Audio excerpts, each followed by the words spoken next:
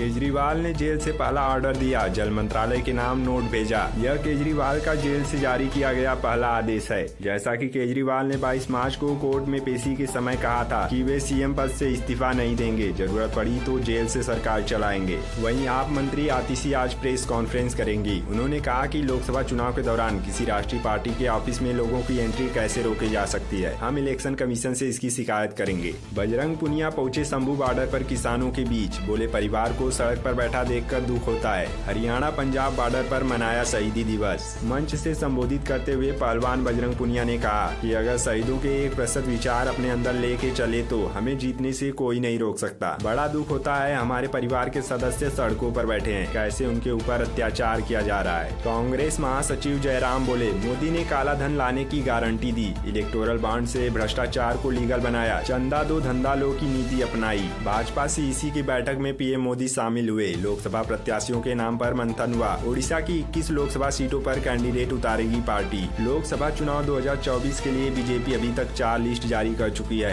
अभी तक 291 नामों का ऐलान हो चुका है। पहली लिस्ट में 195, दूसरी में 75, तीसरी में 9 और चौथी में 15 नाम घोषित किए गए हैं। जिन राज्यों पर विशेष चर्चा हुई है उनमें ओडिशा, यूपी, पश्चिम बंगाल और राजस्थान शामिल है। सेना ने कश्मीर में यूसीसी पर सेमिनार रद्द किया। उमर अब्दुल्ला ने कहा था इससे आर्मी के गैर राजनीतिक और गैर धार्मिक रहने के सिद्धांत को खतरा है। जम्मू कश्मीर के पूर्व मुख्यमंत्री और नेशनल कॉन्फ्रेंस एनसी के उपाध्यक्ष उमर अब्दुल्ला ने यूसीसी के मुद्दे में सेना की भागीदारी पर सवाल उठाया। उन्होंने सवाल किया कि क्या भारतीय सेना के लिए यूसीसी जैसे विभाजनकारी मुद्दे में शामिल होना उचित है, और वह भी कश्मीर जैसे संवेदनशील क्षेत्र में। आतंकी संगठन ISIS में शामिल होने निकला IIT स्टूडेंट हिरासत में ले लिया गया है। कमरे से मिला आतंकी संगठन के जैसा काला झंडा, इस्लामिक स्क्रिप्ट भी बरामद हुआ है। राजस्थान में कांग्रेस की तीसरी लिस्ट जारी। जयपुर ग्रामीण लोकसभा सीट से चोपड़ा, धौलपुर करौली से जाटव को उतारा, जबकि नागौर सीट हनुमान बेनीवाल की राष्ट्रीय लोकतांत्रिक पार्टी RLP के लिए गठबंधन में छोड़ी है। खबर है कि बिना KYC वाले फास्टैग 1 अप्रैल से बंद हो जाएंगे। अगर आपने अपनी कार के फास्टैग की बैंक KYC अपडेट नहीं कराई है तो आज ही करा ले, क्योंकि 31 मार्च के बाद बिना KYC वाले फास्टैग को बैंक डीएक्टिव या ब्लैक लिस्ट कर देगा। इसके बाद फास्टैग में बैलेंस होने के बावजूद पेमेंट नहीं होगा। भारत ने प्याज के निर्यात पर जारी प्रतिबंध अनिश्चित काल के लिए बढ़ाया, जिसकी वजह से सबसे बड़े प्याज उत्पादक राज्य महाराष्ट्र के कुछ थोक बाजारों में प्याज की कीमतें दिसंबर के 4500 रूपए से घटकर 1200 रूपए प्रति कुंटल हो गई हैं, और साथ ही निर्यात प्रतिबंध लागू होने के बाद से स्थानीय कीमतें आधी से कम हो गई हैं। तो दूसरी तरफ आम चुनाव से पहले सरकार के इस कदम से विदेशी बाजारों में प्याज की कीमतों में इजाफा हो सकता है। बड़ी खबर है, रुपया सर्वकालिक निचले स्तर पर बंद, 48 पैसे लुढ़का। इस वजह से मजबूत हुआ डॉलर के मुकाबले रुपया शुक्रवार को 48 पैसे की बड़ी गिरावट के साथ 83 रुपया 61 पैसे के सर्वकालिक निचले स्तर पर बंद हुआ। इससे पहले 13 दिसंबर 2023 को रुपए ने 83 रुपया 40 पैसे का न्यूनतम स्तर छुआ था। वहीं खबर है, होली के बाद सूचना जारी करेगा NHAI। 1 अप्रैल से एक्सप्रेसवे पर सफर होगा महंगा, 5% बढ़ जाएंगे दाम। National highway authority of India 31 मार्च की आधी रात से टोल शुल्क में 5% की बढ़ोतरी कर देगा, जिसकी वजह से 1 अप्रैल से ईस्टर्न पेरिफेरल और दिल्ली मेरठ एक्सप्रेसवे पर सफर करना वाहन मालिकों के लिए महंगा हो जाएगा। चुनाव से पहले ओडिशा कांग्रेस ने जनता को दी 5 गारंटी। महिलाओं समेत बुजुर्ग और किसान है लक्ष्य। पार्टी ने 5 लाख युवाओं को रोजगार देने और बेरोजगारी भत्ते के रूप में 3000 रूपए देने का वादा किया। उन्होंने सरकारी क्षेत्र में संविदा नियुक्तियों को रोकने की कसम भी खाई। ओडिशा में विपक्षी कांग्रेस ने 5 सूत्री गारंटी का अनावरण किया। इसका उद्देश्य युवाओं, महिलाओं, किसानों और बुजुर्ग सहित समाज के विभिन्न वर्गों की चिंताओं को दूर करना है। शनिवार को राज्य के सभी संगठनात्मक जिलों में पार्टी नेताओं ने यह गारंटी जारी की।